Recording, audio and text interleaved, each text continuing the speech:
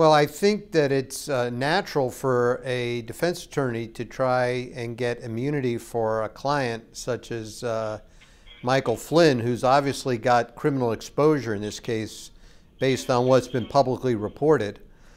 I think it's also natural for the committee to decline that offer right now, but I would hope that they would, some point not too far down the road, agree to it so that we can find out what he has to say.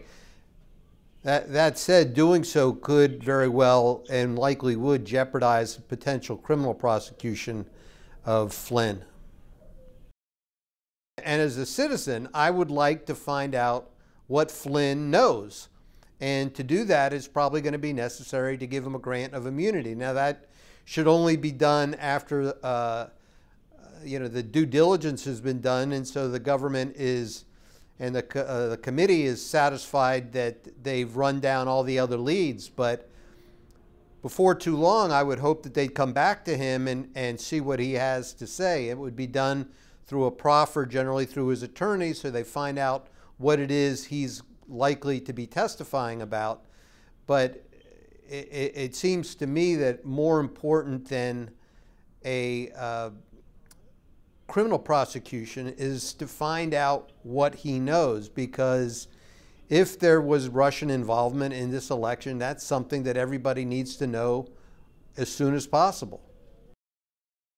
Well, Flynn would be well positioned to give a lot of information if he were so inclined. He's been involved with the Trump campaign from the beginning. He's extremely close with the president. He had these conversations with the Russian ambassador.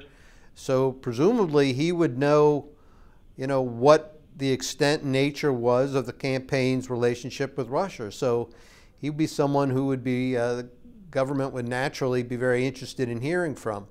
Now that said, as I said, giving him a grant of immunity was going to complicate any potential criminal prosecution of Flynn. And so that's going to be that would have to be weighed in as a factor. To me, more important to get the information than to get a prosecution.